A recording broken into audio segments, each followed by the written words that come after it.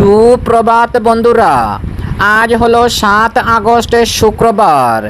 আজকের সকালের বরাক উপত্যকার শ্রীভূমি, করিমগঞ্জ, শিলচর, হাইলাকান্দি সহ আসামের বিশেষ বিশেষ খবরগুলি হলো: অসম রাজ্যের শিক্ষার্থী অর্থাৎ ছাত্রছাত্রীদের আর্থিক সাহায্য দেওয়ার উদ্দেশ্যে অসম সরকারের নিযুত ময়না ও নিযুত বাবু প্রকল্পের আবেদনপত্র বিতরণ কার্যসূচি মুখ্যমন্ত্রী হিমন্ত বিশ্ব শর্মার। বিস্তারিত থাকবে প্রতিবেদনে। উজান অসমে ভয়াবহ বন্যা পরিস্থিতি, মৃতের সংখ্যা বেড়ে দাঁড়িয়েছে 95। আবারও নতুনভাবে বন্যা হওয়ার আশঙ্কায় মানুষের মনে আতঙ্ক। শিলচর কাছাড় জেলায় শিয়ালের আক্রমণে শিশুসহ 8 জন ব্যক্তি আহত। শ্রীভূমি, করিমগঞ্জ জেলায় আসাম রাইফেলসের বড় সাফল্য, 1 কোটিরও বেশি টাকার বীজ উদ্ধার।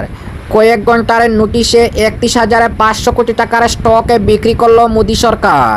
এলআইসি বিক্রির পথে কেন্দ্র। অসমের বন্যা দুর্গতদের মধ্যে ত্রাণ ও উদ্ধার কাজে অভিযানে আরএসএস অর্থাৎ রাষ্ট্রীয় স্বয়ংসেবকের সংঘ। অসম সরকারের ছাত্রছাত্রীদের আর্থিক অনুদানের উদ্দেশ্যে নিযুত ময়না ও নিযুত বাবু প্রকল্পের আবেদনপত্র বিতরণ অনুষ্ঠানে ছাত্রছাত্রীদের উজ্জ্বল ভবিষ্যৎ গড়ার আহ্বান দক্ষিণ করিমগঞ্জের বিধায়ক আমিনুর রশিদ চৌধুরীর। এবং জনগণনা অর্থাৎ সেন্সাসের 11 সংখ্যার আইডি ভুলেও ডিলিট করবেন না, না হলে আবার করতে হবে পুরো প্রক্রিয়া। তাহলে বিস্তারিত খবরে যাওয়ার আগে অবশ্যই ভিডিওটিতে একটি লাইক দিয়ে চ্যানেলটি সাবস্ক্রাইব করে পাশের বেল আইকনটি বাজিয়ে রাখবেন এবং ফেসবুক পেজে দেখে থাকলে পেজটি ফলো করে ভিডিওটি শেয়ার করবেন, যাতে সঠিক খবরগুলি সবার কাছে পৌঁছাতে পারি।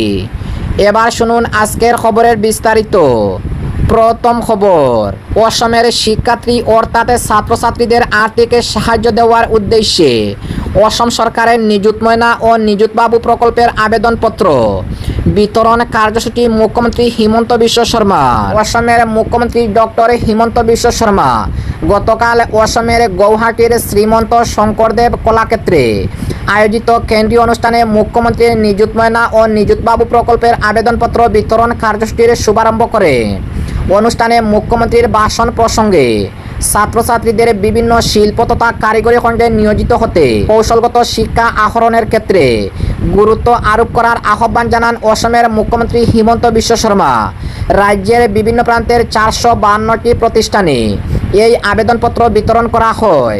শিক্ষা গ্রহণের ক্ষেত্রে আর্থিক বাধা দূর করার উদ্দেশ্যে প্রবর্তন করা এই প্রকল্পের অধীনে একাদশ, দ্বাদশ এবং পলিটেকনিকের ডিপ্লোমা পাঠ্যক্রমের প্রথম এবং দ্বিতীয় বর্ষের ছাত্রছাত্রীদের প্রতি মাসে 800 টাকা করে, স্নাতক পর্যায়ে সংহত শিক্ষক শিক্ষণ কর্মসূচি তথা পলিটেকনিকের তৃতীয় বর্ষের ছাত্রছাত্রীদের 1,250 টাকা করে, স্নাতকোত্তর ও বিএড পাঠ্যক্রমের ছাত্রছাত্রীদের মাসে 2,500 টাকা করে প্রদান করা হবে। ছাত্রছাত্রীদের সর্বাধিক 10 মাসের জন্য এই সুবিধা প্রদান করা হবে।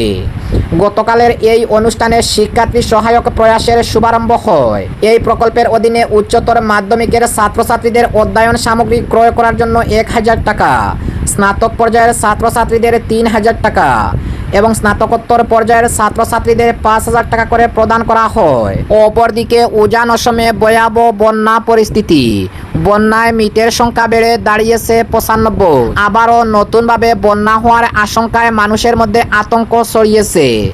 অসমে বন্যার জলে কিছুটা কমতে শুরু করলেও দুর্গত মানুষের দুর্ভোগ এখনও কাটেনি। বন্যার ভয়াবহতার পর এখন নতুন সমস্যার মুখোমুখি হচ্ছেন ক্ষতিগ্রস্তরা।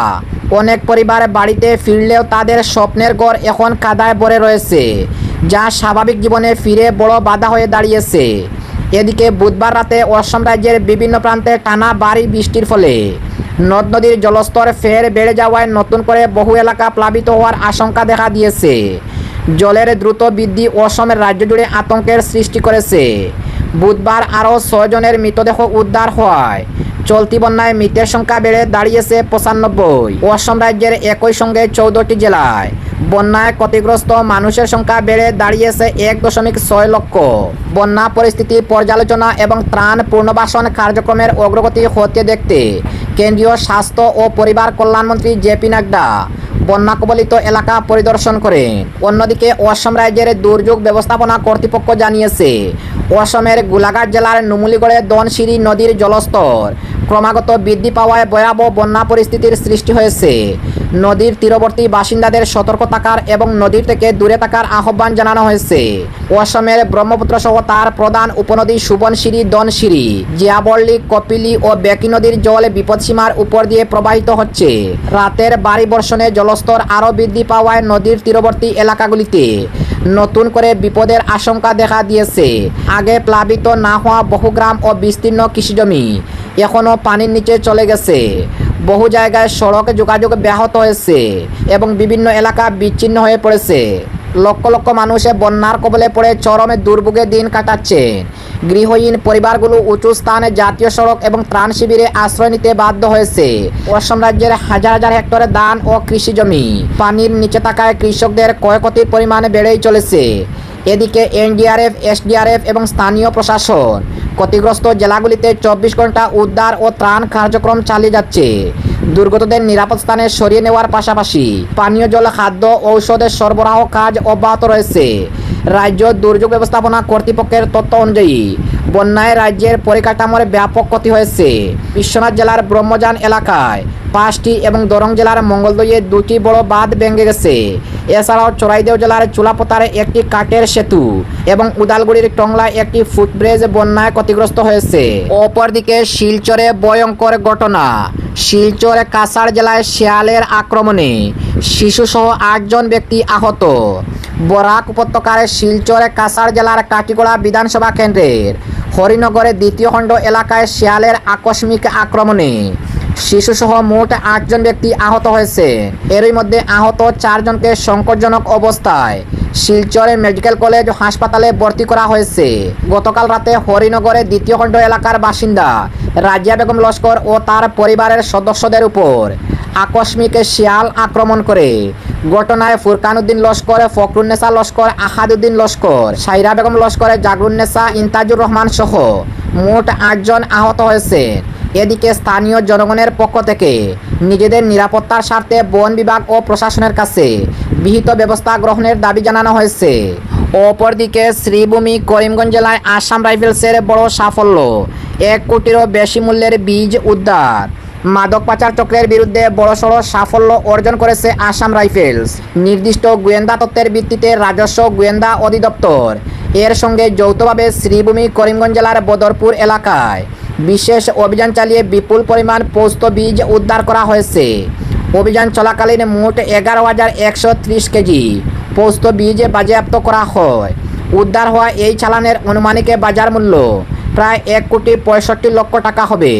পাচারের উদ্দেশ্যে নিয়ে যাওয়া এই বিপুল পরিমাণ অবৈধ চালান গন্তব্যে পৌঁছানোর আগেই আটক করতে সক্ষম হয় যৌথ বাহিনী, যার ফলে মাদক পাচার চক্রের নেটওয়ার্কে বড় ধাক্কা লেগেছে বলে মনে করা হচ্ছে। এদিকে বাজেয়াপ্ত করা পোস্ত বীজে পরবর্তী তদন্ত এবং প্রয়োজনীয় আইনি ব্যবস্থা গ্রহণের জন্য ডিআরআই এর শিলচর কার্যালয়ের হাতে তুলে দেওয়া হয়েছে। ঘটনার তদন্ত অব্যাহত রয়েছে। অপরদিকে কয়েক ঘন্টার নোটিশে 31,500 কোটি টাকার স্টক বিক্রি করল মোদী সরকার। এলআইসি বিক্রির পথে কেন্দ্র। রাষ্ট্রায়ত্ত জীবন বীমা সংস্থা এলআইসি 31,500 কোটি টাকার স্টক তড়িঘড়ি বিক্রি করেছে কেন্দ্রের নরেন্দ্র মোদী সরকার। যদিও সেই প্রক্রিয়া নিয়ে প্রশ্ন তুলেছে মার্কিন গণমাধ্যম সংস্থা। কয়েক ঘন্টার বৈঠকে তারপর রাষ্ট্রায়ত্ত জীবন বীমা সংস্থা এলআইসির life insurance corporation of India বিপুল শেয়ার বিক্রি করল কেন্দ্র। যদিও তাতে লগ্নিকারীদের বাম্পার মুনাফা হয়েছে, এমনটাই নয়, উল্টে এর জেরে বিলগ্নকারীদের পথে সরকার আরও এক ধাপ এগুলো বলেই মনে করেছেন আর্থিক বিশ্লেষকদের একাংশ। জুলাইয়ের শেষ সপ্তাহে এলআইসি 31,500 কোটি টাকার স্টকে বিক্রি করে কেন্দ্র। ফলে সরকারের হাতে থাকা 6.5% শেয়ারে বিনিয়োগের সুযোগ পান খুচরো লগ্নিকারীরা। কারণ গোটাটাই অফার ফর সেল এর মাধ্যমে সম্পন্ন করা হয়েছে। এর জেরে 382 টাকায় ঘোরাফেরা করছে প্রতি স্টকের দাম। অপরদিকে অসমের বন্যা দুর্গতদের মধ্যে ত্রাণ ও উদ্ধার অভিযানে আরএসএস অর্থাৎ রাষ্ট্রীয় স্বয়ংসেবকের সংঘ আরএসএস এবং বিভিন্ন সহযোগী সংগঠনের কর্মকর্তারা উজান আসামের ভয়াবহ বন্যায় ক্ষতিগ্রস্ত পরিবারগুলির মধ্যে উদ্ধার, ত্রাণ ও পুনর্বাসনের কার্যক্রম অব্যাহত রেখেছে। বন্যায় ক্ষতিগ্রস্ত অসমের শিবসাগর, চড়াইদেও এবং যোরহাট জেলার হাজার হাজার পরিবার গৃহহীন হয়ে পড়েছে। খাদ্য, বিশুদ্ধ পানীয় জল, নিরাপদ আশ্রয় এবং জরুরি চিকিৎসা পরিষেবার তীব্র সংকটের মধ্যে স্বয়ংসেবকরা নিরলসভাবে দুর্গত মানুষের পাশে দাঁড়িয়ে মানবিক সেবা প্রদান করে চলেছে। অপরদিকে অসম সরকারের ছাত্রছাত্রীদের আর্থিক অনুদানের উদ্দেশ্যে নিযুত ময়না ও নিযুত বাবু প্রকল্পের আবেদনপত্র বিতরণী অনুষ্ঠানে শিক্ষার্থী অর্থাৎ ছাত্রছাত্রীদের উজ্জ্বল ভবিষ্যৎ গড়ার আহ্বানে দক্ষিণ করিমগঞ্জের বিধায়ক আমিনুর রশিদ চৌধুরী অসম সরকারের শিক্ষার্থী কল্যাণমূলক প্রকল্প নিযুত ময়না ও নিযুত বাবু কর্মসূচি উপলক্ষে বৃহস্পতিবার নীলামবাজার কলেজে উৎসবমুখর পরিবেশে এক বিশেষ অনুষ্ঠানের আয়োজন করা হয়। উচ্চশিক্ষায় শিক্ষার্থীদের উৎসাহিত করা, আত্মনির্ভর করে তোলা এবং ভবিষ্যৎ গঠনে অনুপ্রাণিত করার লক্ষ্যে এই অনুষ্ঠানের আয়োজন করা হয়। এতে বিপুল সংখ্যক ছাত্রছাত্রী, শিক্ষক, অভিভাবক ও বিশিষ্ট ব্যক্তিরা উপস্থিত ছিলেন। অনুষ্ঠানে প্রধান অতিথি হিসাবে উপস্থিত ছিলেন নবনির্বাচিত দক্ষিণ করিমগঞ্জের বিধায়ক আমিনুর রশিদ চৌধুরী অর্থাৎ শামীম চৌধুরী। এছাড়াও কলেজের অধ্যক্ষ, শিক্ষক, শিক্ষিকা, প্রশাসনিক আধিকারিক এবং সমাজের বিভিন্ন স্তরের বিশিষ্ট ব্যক্তিবর্গরা উপস্থিত ছিলেন। অনুষ্ঠানের শুরুতে অতিথিদের সংবর্ধনা জানানো হয়। সবাই বক্তব্য রাখতে গিয়ে বিধায়কের শামীম চৌধুরী বলেন, বর্তমান প্রজন্মের শিক্ষার্থীরাই আগামী দিনের সমাজ ও দেশের নেতৃত্ব দেবে। তাই পাঠ্যপুস্তকে জ্ঞানের পাশাপাশি নৈতিক মূল্যবোধ, আত্মবিশ্বাস, নেতৃত্বের গুণাবলী ও সামাজিক দায়িত্ববোধে গড়ে তোলাও অত্যন্ত জরুরি। তিনি বলেন, নিযুত ময়না ও নিযুত বাবু শুধু সরকারি প্রকল্প নয়, শিক্ষার্থীদের স্বপ্নপূরণ ও আত্মনির্ভর ভবিষ্যৎ গড়ার একটি গুরুত্বপূর্ণ উদ্যোগ।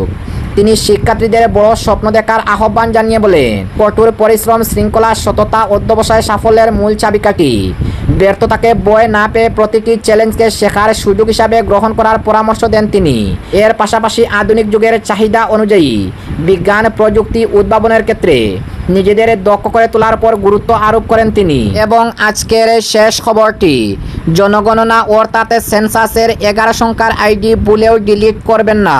দেশের 16তম জনগণনা অর্থাৎ সেন্সাস 2027 প্রথমবারের মতো সাধারণ মানুষকে ডিজিটাল সেলফ এনুমারেশনের সুযোগ করে দেওয়া হয়েছে। স্মার্টফোন বা কম্পিউটারের মাধ্যমে নিজের এবং পরিবারের তথ্য জমা দেওয়ার পর একটি 11 সংখ্যার ইউনিক সেন্সাস আইডি তৈরি করা হচ্ছে। কিন্তু অনেকেই অসাবধানতাবশত SMS বা ইমেইলে আসবে বলে এই আইডি ডিলিট করে দিচ্ছেন। সেন্সাস কর্তাদের মতে এই আইডি সংরক্ষণ না করলে পরবর্তীতে বাড়িতে গণনাকারী যখন আসবে তথ্য যাচাই ও পরবর্তী প্রক্রিয়ায় সমস্যা হতে পারে। তাই ডিজিটাল জনগণনা সম্পূর্ণ করার পর এই 11 সংখ্যার আইডি নিরাপদে রেখে দেওয়া অত্যন্ত গুরুত্বপূর্ণ। ডিজিটাল জনগণনায় 11 সংখ্যার আইডি কেন এত গুরুত্বপূর্ণ? ডিজিটাল জনগণনার সমস্ত তথ্য সফলভাবে জমা দেওয়ার পর প্রতিটি আবেদনকারীর জন্য একটি 11 সংখ্যার ইউনিক আইডি অর্থাৎ ইউনিক সেন্সাস আইডি তৈরি হয়। এটি মূলত আপনার ডিজিটাল আবেদন শনাক্ত করার জন্য ব্যবহৃত হয়। পরে যখন গণনাকারী বাড়িতে যাবেন তখন এই আইডি দেখালে পোর্টালে জমা দেওয়া তথ্য দ্রুত খুঁজে পাওয়া এবং যাচাই করা সহজ হবে। কোথায় পাবেন এই 11 সংখ্যার সেন্সাস আইডি? ডিজিটাল জনগণনা সফলভাবে সম্পন্ন হলে সাধারণত এই আইডি মোবাইল নম্বরে SMS-এ আসে, রেজিস্টার্ড ইমেলে পাঠানো হয়। আবেদন সম্পূর্ণ হওয়ার পর স্ক্রিনেও দেখা যেতে পারে। তাই প্রক্রিয়া শেষ হওয়ার সঙ্গে সঙ্গেই 11 সংখ্যার আইডিটির স্ক্রিনশটে নিয়ে রাখলেই ভালো। ভুল করে আইডি ডিলিট করলে কি হতে পারে? অনেকে অভ্যাসগত OTP বা অন্যান্য বার্তার সঙ্গে সেন্সাস আইডি বা SMS-টি মুছে ফেলছেন। কিন্তু এই আইডি না থাকলে পরে বাড়িতে গণনাকারী এলে ডিজিটালভাবে জমা দেওয়ার তথ্য দ্রুত শনাক্ত করতে সমস্যা হতে পারে। সেক্ষেত্রে প্রয়োজন হলে আবার তথ্য যাচাই বা কিছু তথ্য পুনরায় দিতে হতে পারে। তাই SMS বা ইমেল থেকে সংখ্যার আইডি ডিলিট না করার পরামর্শ দেওয়া হয়েছে।